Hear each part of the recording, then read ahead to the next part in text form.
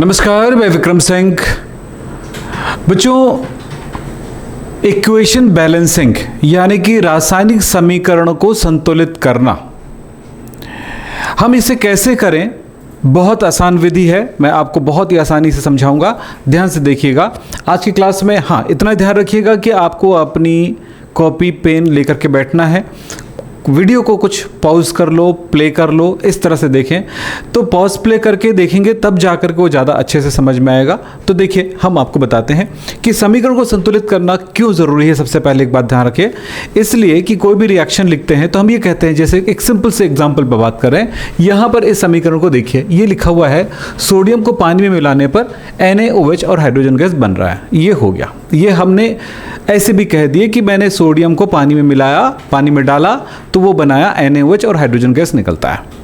ये रिएक्शन हुआ, लेकिन इस रिएक्शन में कितना सोडियम कितने पानी के साथ रिएक्शन करेगा, कि कितना NaOH बनेगा और कितना H2 बनेगा, ये बताना होता है।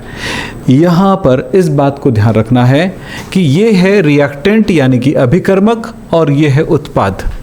तो इनके आपस में मिलने से ये बनेगा। तो ये दोनों साइड समान एलिमेंट की यानी समान तत्वों की संख्या बराबर होनी चाहिए। जैसे यहाँ पर देखिए, इस साइड ये जो चिन्ह लगा हुआ है ना, ये चिन्ह एक्चुअली बराबर को बताती है। साथ में उसी बराबर के साथ हमने ऐसे एरो लगा दिया है। इसका मतलब बराबर पर एरो लगाया, मतलब इन दोनों से ये बनेगा, लेकिन इन दोनों को मिलाने पर ये नहीं बनेगा। इसका ध्यान रखिएगा। तो ये बराबर के साइन को दर्शाता है। अब सवाल है कि इस रिएक्शन को कैसे संतुलित करें। अब बहुत सारे बच्चों को आ रहा होगा बनाने, मैं तो नहीं कहूँगा नहीं आएगा, लेकिन एक बेसिक पॉइंट आपको आनी चाहिए। उसके बाद हम बड़े बड़े प्रॉब्लम को सॉल्व कर सकेंगे। जैसे कई बच्चे कहते हैं कि सर हमको समीकरण तो संतुलित करने आता है, पर मैं कहता हूं भैया, समीकरण संतुलित करने आता है तो प्रैक्टिस जारी रखेंगे तो एक समय ऐसे आएगा कि कभी आपसे कोई गलती नहीं होगी।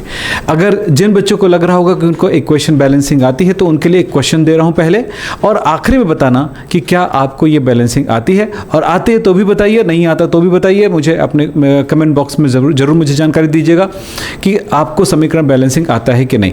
और आखिरी में जब मेरे क्लास होने लगेगा तो आखिरी में ज़रूर मुझे एक बार लाइक ज़रूर करिएगा या वीडियो को शेयर ज़रूर करिएगा कि बहुत सारे बच्चों को समीकरण संतुलित करने का एक वहम होता है, लेकिन नहीं हो पा रहा है उनसे। तो उनको सीखने का मौका मिलेगा, और आपको कुछ सीखने को मिला है कि नहीं मिला है, ये भी मुझे ज़रूर बताइएगा। फिलहाल मैं अब चलता हूँ, वीडियो लास्ट तक देखिएगा, बहुत कुछ सीखने को मिलेगा। मैं आपको यहाँ पर बताऊँगा। सबसे पहली बात करता हूँ, वो बच्चे जिनको आता है कह रहे हैं, वो ये वाला इक्वेशन सॉल्व करके रखिए बेटा। Cu + HNO3 gives CuNO3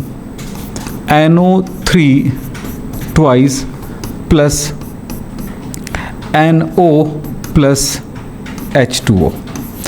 एक रिएक्शन और कर लीजिएगा, आपको ये बन जाए तो मैं आखिरी में बताऊंगा। इसके बाद ये पूरा होगा, लेकिन इसमें इसकी जगह पर होगा N2O, इसकी जगह पर होगा N2, इसकी जगह पर होगा NO2। इस तरह से चार अलग अलग रिएक्शन आपको मिल गए हैं। तो चारों रिएक्शन एक एक करके सॉल्व करके देखिए। अगर आपसे ये बन जाता है तो बहुत अच्छी बात है, नहीं बनता है तो जो मैं लास्ट में एक ट्रिक बताऊंगा उसका उपयोग करिएगा। उस ट्रिक को समझने में भी थोड़ा समय लगता है, लेकिन याद रखना वो ट्रिक बहुत मज़ेदार है। अब वो क्या होगा वो लास्ट में बताऊंगा। सबसे पहले एक सिंपल सा एक रिएक्शन है, उनको कैसे संतुलित करें। हमने कहा था कि सोडियम इस तरफ बराबर जितना, देखिए ये अभिकारक साइड है, इनको आपस में मिलाएंगे तो ये बनता है। यस, ये समझ में आ गया होगा रिएक्शन में। तब ये है सोडियम, एक परमाणु है, एक एटम है, तो उस साइड भी एक है, यानी कि दोनों तरफ बराबर है। ध्यान रखिए, संतुलित करते समय इस बारे में जरूर ध्यान रखिएगा कि एक होता है रिएक्टेंट साइड यानी कि अभिकारक साइड, रिएक्टेंट साइड, और दूसरा साइड होता है प्रोडक्ट साइड। प्रोडक्ट यानी उत्पाद। क्या बोला? उत्पाद। रिएक्टेंट साइड सोडियम कितना है हम देखें तो सोडियम है 1, और उत्पाद साइड कितना है 1, बराबर है। देख लो, संतुलित है। दूसरा हाइड्रोजन के बारे में बात करते हैं। हाइड्रोजन इस तरफ 2 है, जबकि उस तरफ हाइड्रोजन है 1, और ये 2 3 है। क्या ये बराबर है? नहीं है, यहाँ पर गड़बड़ हो गया है। ठीक है, चेक करते हैं पहले, बराबर तो नहीं है, बराबर करना है हमको। और इसके बाद आता है ऑक्सीजन। ऑक्सीजन इस साइड 1 है, उस साइड भी 1 है, यानी हम देख रहे हैं कि दोनों साइड सोडियम बराबर है, हाइड्रोजन नहीं है और ऑक्सीजन बराबर है, यानी कि बैलेंस नहीं है रिएक्शन। कोई भी एक में अंतर आ गया तो बैलेंस नहीं है। तो क्या करेंगे? सिंपल, हम एक काम करते हैं कि हाइड्रोजन यहाँ पर, हाइड्रोजन को ही चेक कर लेते हैं। हाइड्रोजन यहाँ पर 2 है जबकि इधर 3 है, तो इसको 2 को, एक वाले को 2 से गुणा कर दूं तो ये हो गया 2 और ये 2 4 हो गया। अगर मैं इसको 2 से गुणा कर दूं, मतलब नंबर कहाँ लिखना है बेटा? इस मॉलिक्यूल के सामने लिखना है, बीच में चेंज नहीं करेंगे। सर इसको मैं 3 कर दूं क्या? ऐसा नहीं करेंगे। तो ये हो गया। तो बताओ अब कितना हो गया? हाइड्रोजन 4 हो गया। 2 NaOH यानी कि 2 H है इसमें, और ये 2 हुआ 4 हाइड्रोजन उस साइड हो गया। अब देखिए अब कितना हो गया? सोडियम 2 हो गया। मैं इस तरफ के सोडियम को भी 2 कर दूं। यानी आप जब बैलेंस करते हो तो समान परमाणुओं को दोनों साइड बराबर करना है, और ये कहलाता है हीट एंड ट्रायल मेथड। यहां पर एक बात और ध्यान रखिएगा, किसी भी नंबर को किसी भी मॉलिक्यूल में, जैसे पानी है, पानी में आप इस जगह को नहीं चेंज कर सकते, इस नंबर को, इस जगह पे कोई नंबर चेंज नहीं करेंगे तो यहां पर इस अणु की संख्या को 2 3, मैंने अगर 2H2O लिखा है, इसका मतलब क्या है जरा समझें। पहले यह समझना है H2O का मतलब क्या है। H2O का मतलब है कि एक ऑक्सीजन के साथ 2 हाइड्रोजन जुड़ा हुआ है। अब मैंने यहां पर लिखा 2H2 का मतलब क्या है? ऐसे ही 2H2O की अणुएं हैं। अब इसमें इसका मतलब हुआ कि 2 दूनी 4 हाइड्रोजन हुआ, 2 हाइड्रोजन ये हुआ, 2 हाइड्रोजन ये हुआ, ऑक्सीजन 2 हो गया, यानी कि 2 हो गया। यस, इसी तरह से हमें समझना है अणुओं को। ध्यान रखिएगा, जहां पर थोड़ा कॉम्प्लिकेशंस आएंगे मैं आपको बताते जाऊंगा। इस तरह से ये बैलेंस हो गया। अब चेक करो तो कितना हो गया। अब चेक करो दोनों तरफ क्या क्या बराबर है कि नहीं है। बस एक सिंपल मैंने आपको बताया समझने के लिए। सोडियम इस साइड 2 है, उस साइड 2 है, यानी कि 2 ये हो गया बैलेंस। हाइड्रोजन इस साइड 4 है, उस साइड, यानी प्रोडक्ट कितना है? 4 है। और रिएक्टेंट में ऑक्सीजन कितना है? 2 है, और प्रोडक्ट में भी 2 है, यानी कि इक्वेशन बैलेंस हो गया। ये सिर्फ समझने के लिए था, ऐसा करने की ज़रूरत नहीं है, इसको समझने के लिए है। तो ये एक समीकरण हमने अभी संतुलित कर लिया, ज़्यादा आसान है। लेकिन कई बच्चों ने कहा है ना कि मुझे ये आता है, तो जिन बच्चों को आता है ये इनको संतुलित करते रहिएगा जब तक क्लास आगे बढ़ रही है। लेकिन जिनको नहीं आता है वो एक बार सीख लीजिए, ताकि आप ऐसे प्रॉब्लम को सॉल्व कर सकें। ये सरल है पर फिर भी ये आपको झटका दे सकता है नीचे वाला। चलिए साहब आगे बात करता हूँ मैं। यहाँ पर देखिए, यहां पर देखिए संतुलित करते हैं। चलिए, इस तरफ कैल्शियम है 1, इस तरफ कैल्शियम है 1, बराबर है, संतुलित है। हाइड्रोजन कितना है? देखिए ये ब्रैकेट में है ट्वाइस, OH ट्वाइस, मतलब O2H2, यानी OH2 है, यानी कि O2 है, H2 है, जबकि यहां पर H1 है, तो 2 और 1। और हाइड्रोजन कितना हुआ? इस साइड हाइड्रोजन कितना हुआ? 2 और 1 3 हुआ, जबकि हाइड्रोजन यहां पर सिर्फ 2 है। तो अब देखें, अगला देखते हैं। ऑक्सीजन 2 है, वहाँ पर ऑक्सीजन 1 है, संतुलित करना हो गया, दिख रहा है। तो ऑक्सीजन को 2 कर दें, तो यहाँ पर ऑक्सीजन को अगर आप 2 कर देते हो ऐसे, तो ऑक्सीजन 2 हो गया। क्लोरीन इस साइड 1 है और इस साइड क्लोरीन 2 है, तो 2 इधर भी 2 कर दें। तो हमेशा याद रखना, नंबर मॉलिक्यूल के पहले लिखना है। इसको स्टैक्योमेट्रिक गुणांक कहते हैं, स्टैक्योमेट्रिक गुणांक यानी रस समीकरण गुणांक, यानी स्टैक्योमेट्रिक कोफिशिएंट कहते हैं इंग्लिश में। चलिए साहब, ये हो गया। अब बताओ बेटा क्या होगा? हाइड्रोजन 2 और 2 4 हो गया, हाइड्रोजन 4 हो गया, ऑक्सीजन 2 हो गया, ऑक्सीजन 2 हो गया, यानी संतुलित हो गया। बस इसको हिट एंड ट्रायल मेथड कहते हैं, अनुमान विधि कहते हैं। अनुमान विधि में इसी तरह से आप नंबर लगा के उसको क्या करते हो? बैलेंस करते जाते हो। मैं सिंपल समीकरणों को पहले लेके चल रहा हूं, ताकि कठिन सरलता समझ में आ गई है, सरलता सीख गए तो कठिनाई भी आप सीख जाएंगे। चलिए, ये हो गया, दोनों तरफ बराबर है सब कुछ। अब बताओ ये वाला क्या आप इसे बैलेंस कर पाएंगे? सिंपल है, ये भी कोशिश कर सकते हैं। तो एक बार करके वीडियो पॉज कर लीजिए और एक बार बना के देखिए। आप बनाते रहिए पॉज करके जब तक मैं आपको बताता हूं, ठीक है? प्ले करेंगे तो बताना शुरू हो जाएगा, ऐसे ही रहेगा। तो चलिए यहां पर देखें, यहां पर है कैल्शियम 1, ओके, 1 हो गया। कार्बन है 2, यहां पर है कार्बन 2, ओके। हाइड्रोजन है 2, जबकि यहां पर हाइड्रोजन है 2 और 2 4, हाइड्रोजन 4 है। तो मैं अगर इसे 2 से गुणा कर दूं तो हाइड्रोजन कितना हो गया? 4। चलिए अब देखो सब कुछ, कैल्शियम भी 2 हो गया, 1 हो गया दोनों साइड में, कार्बन भी दोनों 1 हो गया, 2 हो गया। हाइड्रोजन 4 है, हाइड्रोजन यहाँ पर 2 और यहाँ पर 2, 4 हो गया। ऑक्सीजन 2 है, ऑक्सीजन 2 है। इस तरह से ये भी बैलेंस हो ही गया। कितना आसान है, देखते चलते हैं, बहुत आसान है। अब अगला रिएक्शन दिखा रहा हूं, उसको बैलेंस करके देखिए। चलो, Al3C4 और H2O, इनकी रिएक्शन से बनते हैं। संतुलित करना बहुत आसान होता है, ध्यान रखें, जो ज़्यादा है उस तरफ से जिधर कम है उस वाले को मल्टीप्लाई कर दीजिए, सिंपल। यहाँ पर एल्यूमिनियम 3 है और उस साइड एल्यूमिनियम 1 है, उसको 3 करने के लिए क्या कर सकते हो, 3 से मल्टीप्लाई कर दो, है ना, ऐसे ही करना है। अब ये हो गया, 3 बार हो गया। कार्बन 4 है, मैं इसको कार्बन को भी 4 कर देता हूँ, देखो 4 कार्बन। तो देखिए अब क्या देखने को मिल रहा है इसमें, यहाँ पर सबसे बड़ी चीज़ मिल रही है, एल्यूमिनियम दोनों साइड में 3 है, कार्बन दोनों साइड में 4 है। अब देखो ऑक्सीजन, चलो चेक कर लेते हैं। ऑक्सीजन है यहाँ पर 3 गुणा 3, देखो 1 है, 1 गुणा 3 यानी कि 3 बार हो गया ऑक्सीजन, और यहाँ से 3 से गुणा हो गया यानी 3 3 9 ऑक्सीजन है। यहाँ पर ऑक्सीजन कितना है बेटा, ऑक्सीजन है ओनली 1, तो इसको 9 कर दूँ, 3 3 9 ऑक्सीजन है तो इधर भी 9 कर देता हूँ। 9 करते ही यहाँ पर हाइड्रोजन हो गया 18 हो गया हाइड्रोजन। यस, यहाँ पे चेक करते हैं हाइड्रोजन, 3 यहाँ से 3 3 9, ये 9 हो गया। अच्छा 1 मिनट, और हाइड्रोजन यहाँ पे है 12। अच्छा यहाँ पर देखो कुछ दिख रहा है आपको, कुछ अलग। एल्यूमिनियम 3 हो गया, OH, ऑक्सीजन कितना हो गया 3, अच्छा हाइड्रोजन कितना हुआ 3 3 9, अच्छा ठीक, हाइड्रोजन हो गया 4 चौक 16, चेक करते हैं 16, तो यहाँ पर 9 कितना हुआ 25, 16 10 26 25 हाइड्रोजन दिखाई दे रहा है। ओके, यहां पे क्या नजर आ रही है जरा देखते हैं, और क्या इसमें ये चीज बनेगा। अब मैं इसको करके दिखाता हूं आपको, Al3C4, क्या ये रिएक्शन ऐसा ही देगा, चेक करते हैं बेटा।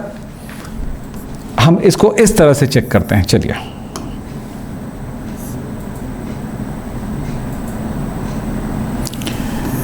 ये गलत है, समझ में आई बातें। यहां पर ये रिएक्शन में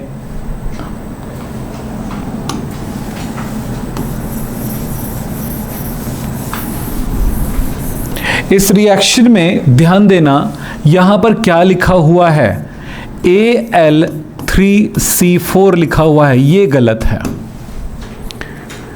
इसीलिए समीकरण संतुलित नहीं हो पा रहा था। अब ये गलत कैसे है मैं आपको बताऊंगा, ध्यान सुनिएगा।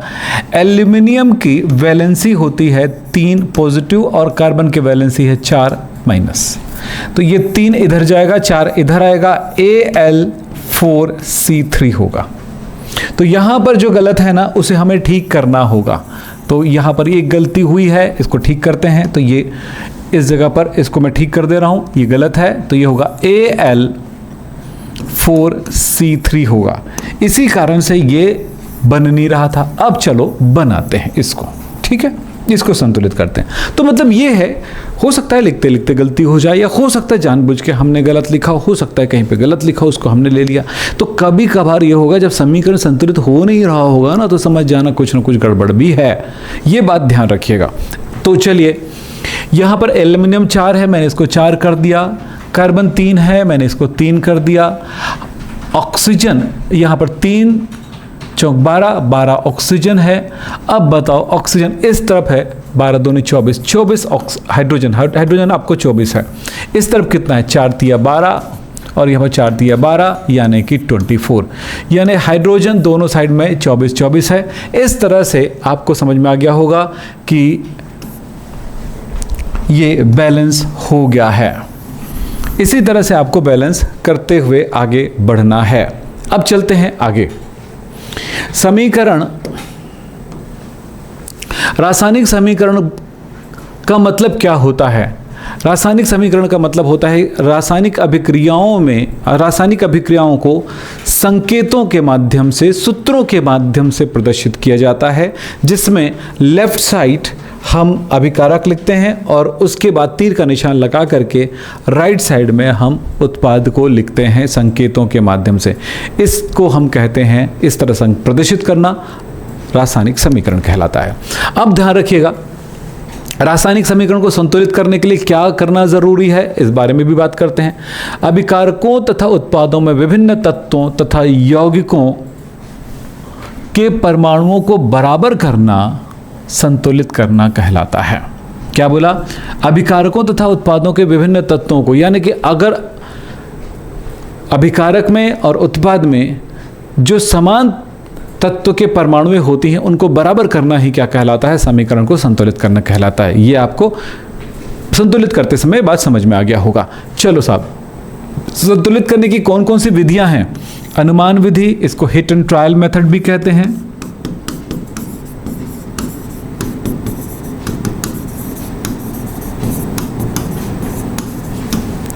हिट एंड ट्रायल मेथड या एस्टिमेशन मेथड, दूसरा आंशिक समीकरण विधि, तीसरा ऑक्सीकरण विधि और चौथा आयन इलेक्ट्रॉन विधि होता है। अब इन सारे विधियों में से आप अभी जो जानना चाहिए आपको, एक अगर ये आ गया तो आप इस पे प्रैक्टिस करेंगे, अगर ये नहीं आया, जो भी कर रहे थे ना यही विधि थी, अब थोड़े से कठिन प्रश्नों की तरफ भी जाएंगे।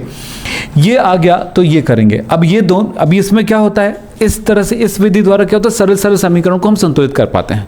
लेकिन जब समीकरण कठिन हो जाता है तब हमारे पास प्रॉब्लम क्रिएट हो जाती है कि हम इस समीकरण को संतुलित नहीं कर पा रहे, तो हम समीकरण को छोटे छोटे टुकड़ों में तोड़ लेते हैं। उसको कहते हैं आंशिक समीकरण कहते हैं, यानी एक बड़े समीकरण को आंशिक समीकरणों में या छोटे समीकरणों में तोड़ करके उनको सॉल्व करते हैं।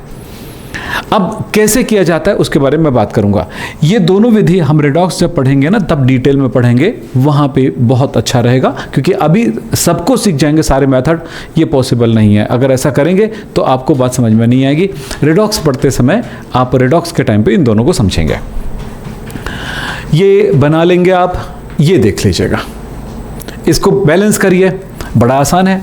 नाइट्रोजन इधर 2 है, इस तरफ 1 है, मैं 2 नाइट्रोजन कर दिया, बैलेंस। अब हाइड्रोजन देखो 6 हो गया, इस तरफ कितना है, 2 ही है, 3 से गुणा कर दिया, 6 हो गया। इसी तरह से बैलेंस करते हुए आगे बढ़ना है। ये भी हो गया है, ये वाला भी हो गया है आपको, ठीक।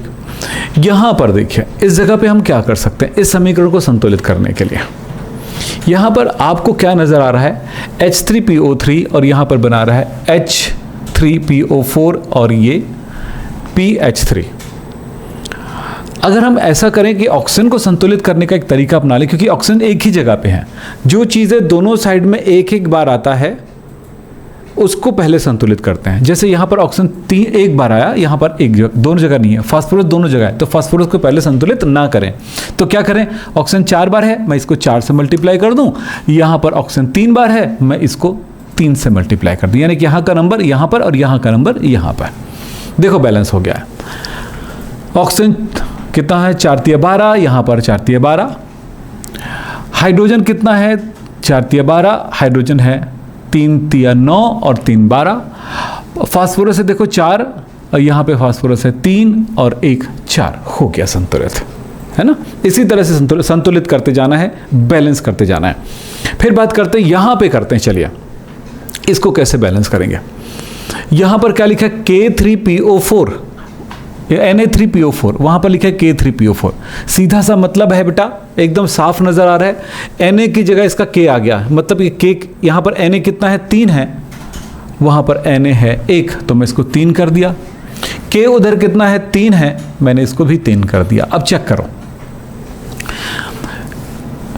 Na3 Na3, K3 K3, P1 P1, OH1 OH1, PO4 1 PO4 1, या ऐसे भी कह सकते हो। ऑक्सीजन भी काउंट करोगे तो होगा ऑक्सीजन 4 4 3 7, 3 और 4 7, ऐसे भी कर सकते हो।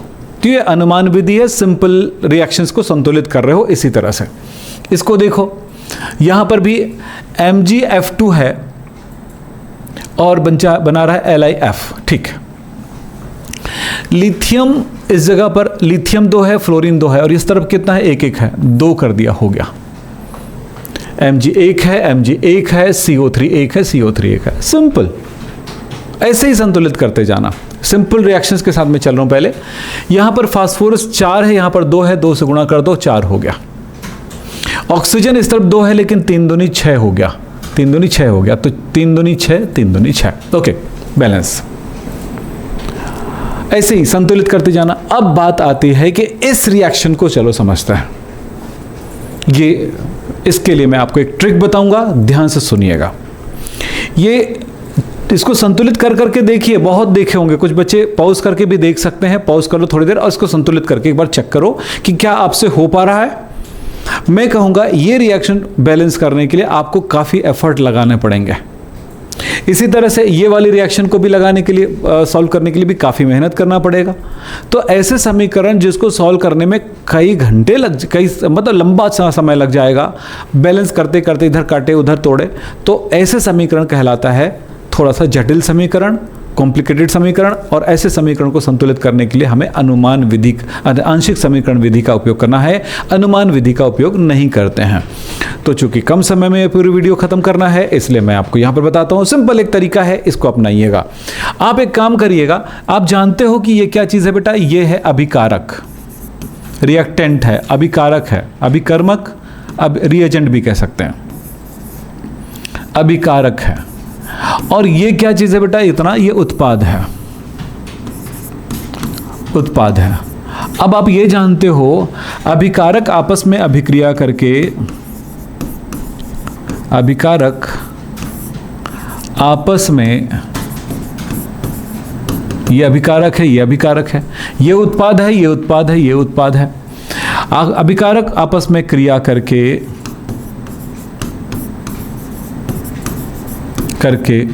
उत्पाद बनाते हैं। क्या बनाते हैं, उत्पाद बनाते हैं, यानी प्रोडक्ट बनाते हैं।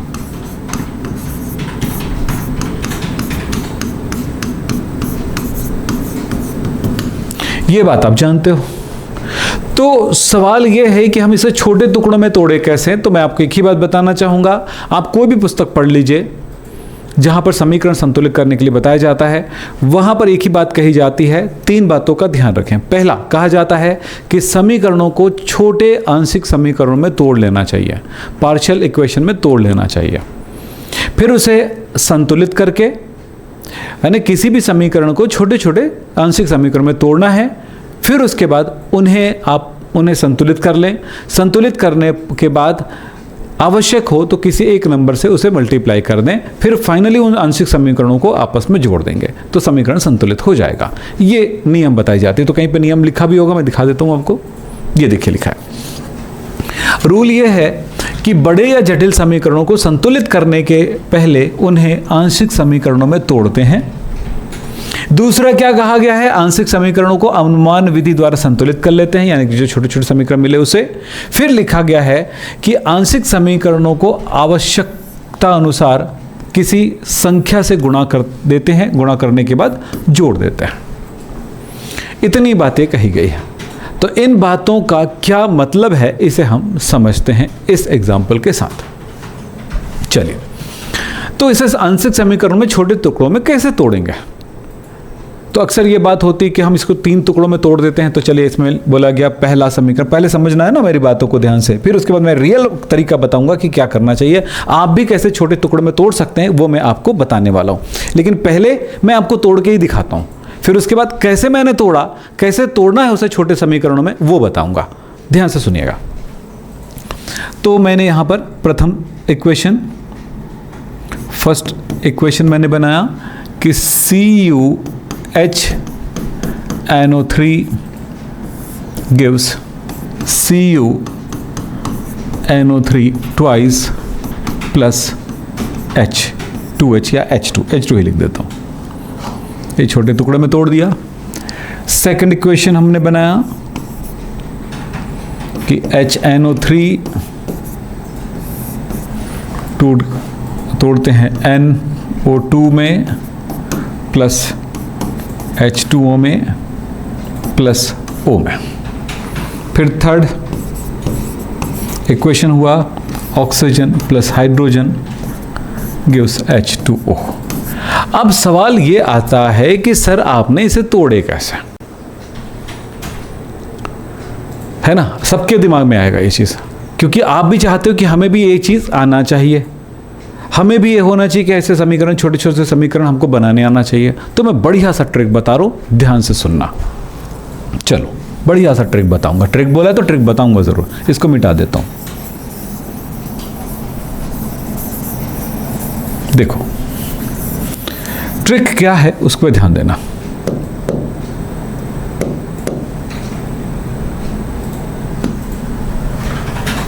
उत्पाद बनता है, किससे बनता है? अभिकारक से, मैंने यहां पर भी लिख दिया है। तो यही पूछना एक एक चीजों से, एक एक उत्पाद से कि किससे बना।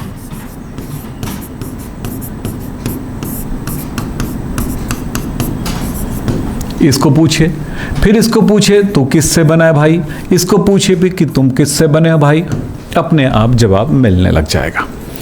जितने उत्पाद बनते उतने बार उसको पूछते जाइए, वो बताते जाएगा भाई मैं इनसे बना हूं। जैसे इसको पूछा मैंने तो किससे बना है, इसको पूछा CuNO3 ट्वाइस को पूछा तो किससे बना है, तो ये बताएगा भैया मैं बन ही सकता हूं, तो किससे बन सकता हूं, इधर वाले किसी न किसी से बना हूंगा। तो इनमें से किससे बना है भाई, तो बोलता है मेरे Cu इसलिए आया कि यहां पे Cu है, Cu से बना, और NO3 इसलिए आया कि यहां पर NO3 है तो इनसे HNO3 से बना। तो ये कह रहा है कि Cu और HNO3 से मैं बना हूं। अब इसको संतुलित करते हैं। चलिए Cu1 NO3 कितना है 2, इधर 2 है, इधर 1 है, तो मैं इसको 2 कर दिया। इस तरह से 2 H बच गए, मैंने इसको यहाँ पर H2 के रूप में लिख दिया। H2 भी लिख सकता हूँ, 2H भी लिख सकता हूँ। तो पहला समीकरण मुझे मिल गया। ठीक, अब दूसरे को पूछता हूँ, दो किससे बना है भाई, किससे बना है, NO2 किससे बना है। तब NO2 फिर बोलेगा कि इधर से किसी चीज से तो बना होगा, तो किससे बना होगा, Cu।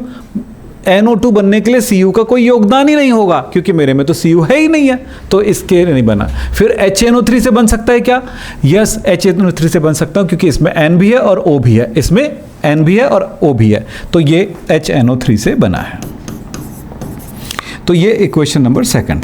अब HNO2 बना है, NO2 बना है। अब इसको बताते हैं, एक N हो गया, 2 यहाँ पर 3 ऑक्सीजन है, 2 यूज हो गया, यहाँ पर एक H और एक O बच गया है, तो इस जगह पर क्या बच गया, एक H और एक O बच गया। H और O के मिलने से क्या बन सकता है, पानी बन सकता है। मैं पानी ही बना देता हूँ, चलो मैं पानी बनाता हूँ। चलो हाइड्रोजन ऑक्सीजन के मिलने से क्या बनता है, पानी, तो ये पानी भी बन गया, चलो वो भी बन गया, ओके हो गया, सब कुछ तो बन गया। अब संतुलित करता हूँ, यहाँ पर हाइड्रोजन 1 है, यहाँ पर 2 है, तो मैं इसको 2 करने के लिए 2 कर देता हूँ। इससे नाइट्रोजन 2 हो गया, मैंने इसको 2 कर दिया, संतुलित हो रहा है। देखिए ऑक्सीजन हो गया 6, ऑक्सीजन हो गया 4 और 1 5 हो गया, एक ऑक्सीजन बच गया, ये लो एक ऑक्सीजन बच गया। अब देखो एक ऑक्सीजन बच गया। अब ये दोनों तो नहीं बनाना था ना, हाइड्रोजन बनाना था, ऑक्सीजन बनाना था, कहीं पे है हाइड्रोजन ऑक्सीजन नहीं है, तो वो नहीं बनाना है। तो बनाना क्या है, इनको ऐसा चीज बनाइए जो इनमें से कोई है। तो हाइड्रोजन ऑक्सीजन से क्या बन सकता है, ये नहीं, वो बन सकता है पानी, तो बना दीजिए ना। इनको मिला देता हूं आपस में, या तो इस हाइड्रोजन को मैं यहां पर एक बार लिख दूं H2 करके, तो यहां से एक ऑक्सीजन निकला है, वो इस ऑक्सीजन से मिलकर के H2O यानी एक पानी बन जाएगा। या दूसरा तरीका ये होगा हमारा कि ये हाइड्रोजन है, इसको मैं बाहर अगले रिएक्शन में लिख देता हूं H2, पहले रिएक्शन से मिला H2, दूसरे रिएक्शन से मिला मुझे ऑक्सीजन, यानी कि H2 और O मिलकर के H2O बन गया, संतुलित थर्ड समीकरण हो गया। अब इनको मैं जोड़ देता हूं। आखिरी में बोला है कि समीकरणों को एक निश्चित संख्या से गुणा करने पर जोड़ दें, यहां पर कोई निश्चित संख्या मिल रही है जिससे गुणा करना पड़ेगा। अब यहां पर देख लें, अब जोड़ देता हूं। जब भी जोड़ते हैं रिएक्शंस को तो अभिकारक को एक साथ जोड़ेंगे यहां पे, उत्पाद को उस एक साथ जोड़ेंगे यहां पे। चलो मैं लिखता हूं, Cu एक बार है, इस साइड कितना है, Cu एक बार है, HNO3 यहां पर 2 और 2 4 बार है, 4 HNO3 है। फिर आता है हाइड्रोजन H2 प्लस ऑक्सीजन, और उस साइड देखो CuNO3 ट्वाइस प्लस H2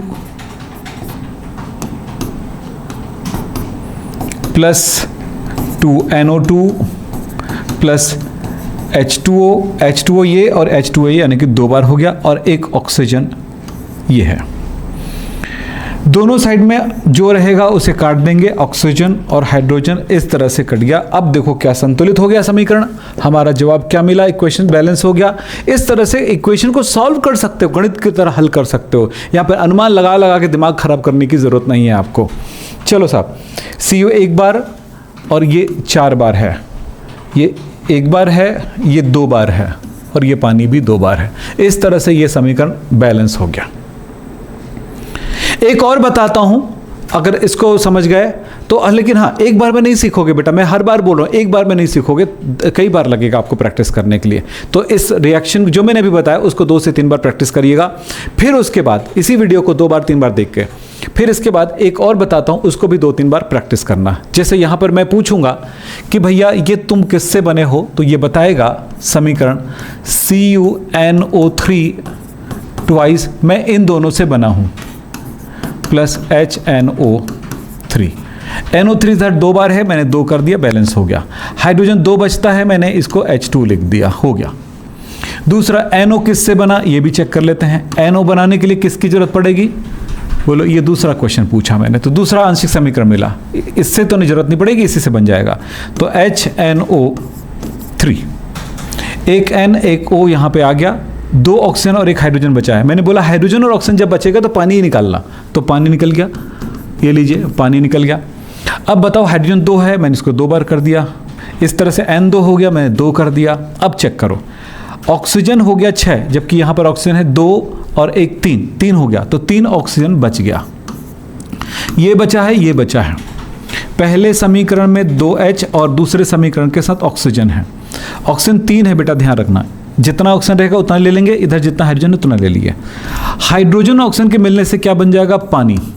लेकिन बैलेंस जब करोगे तो क्या मिल रहा है, आप देखो 3 ऑक्सीजन है, तो मुझे इसे 3 से गुणा करना पड़ेगा ताकि ये भी बैलेंस हो जाए ऑक्सीजन। इससे हाइड्रोजन को भी गुणा करना पड़ जाएगा, हाइड्रोजन को गुणा करना पड़ रहा है 3 से। आप यहाँ पर भी लिख सकते हो इस चीज़ को, यहाँ से 3 से इसको लिख सकते हो, तो 3 दूनी 6 हाइड्रोजन, 6 हाइड्रोजन। लेकिन ये H2 कहाँ से आया, पहले समीकरण से आया। पहले समीकरण ने कितना हाइड्रोजन दिया, 2, तो यहाँ पर 6 कैसे ले लोगे। तो इसका मतलब है इस समीकरण को मैं अगर एक निश्चित नंबर यानी कि 3 से गुणा कर दूं तो फिर वो 6 हाइड्रोजन हो गया। अब सबको जोड़ देते हैं, तो कितना हुआ, 3 से मल्टीप्लाई किए, Cu 3 बार हो गया, 3। अब हाइड्रोजन हो, ये HNO3 कितना हुआ, 3 दूनी 6, 6 और 2 8 HNO3 इस तरह से।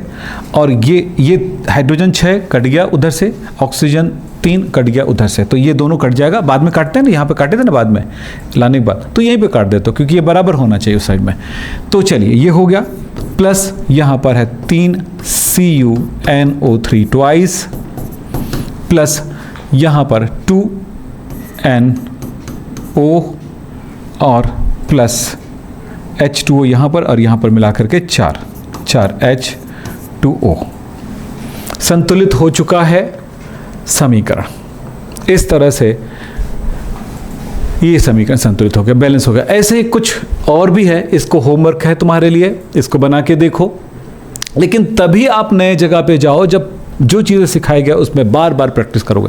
कम से कम 4 से 5 बार जब इस काम को करोगे तो सीखने लग जाओगे।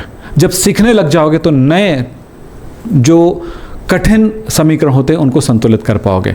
तो बच्चों, मैंने तो कम समय में इतनी चीज़ों को सिखाया है, लेकिन हाँ इसको डिटेल में और स्टेप बाय स्टेप अगर सीखना है, बहुत गहराई में सीखना है, तो मेरे क्लास अवेलेबल है। मेरा नंबर है 9644562030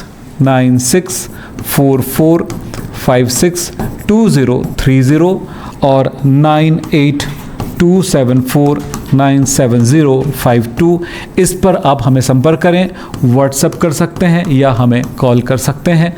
और याद रखिएगा संडे को ऑफ रहता है, आप कभी भी मंडे से सैटरडे तक आप हमें कॉल कर सकते हैं। और सुबह 10 बजे से लेकर के 10 AM से 6 PM तक आप कॉल करेंगे तो आपका कॉल अटेंड किया जाएगा। और फिर उसके बाद आपको हमारी क्लासेस कैसी लगी हमें बता सकते हैं, और किस तरह की क्लासेस चाहिए और क्या चाहिए हमें कमेंट बॉक्स में बताइए।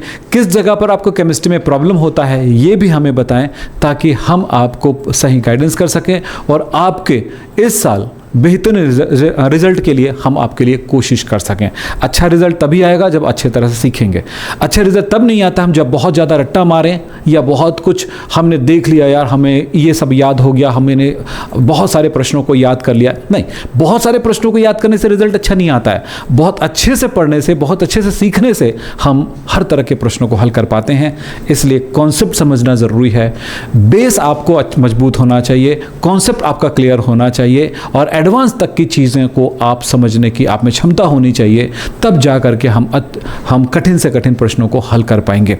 अभी जो आपको बताया गया क्लास में वो तो यूट्यूब स्टाइल में हुआ, लेकिन असल में पेड वाला स्टाइल या हमारे कोर्स के साथ जो बच्चे जुड़े हुए हैं वो जानते हैं कि कितना बेहतर रिजल्ट हम देते हैं और उनका रिजल्ट कितना बेहतर आया हुआ है। तो आप भी उसी रिजल्ट की तरफ आना चाहें तो भी हमें कॉल कर सकते हैं, और यदि हमसे सिर्फ बात करना चाहें, किसी मामले में किसी तरह की आपको जानकारी चाहिए या हमें पढ़ना कैसे है या हमें किस तरह से नोट्स बनाना है, हमारे बुक्स क्या होनी चाहिए, इस तरह की अगर आप जानकारी चाहते हैं तो भी हमें कमेंट कर सकते हैं या हमें कॉल कर सकते हैं। धन्यवाद। आज की क्लास यहीं भी समाप्त करते हैं। नमस्कार, धन्यवाद।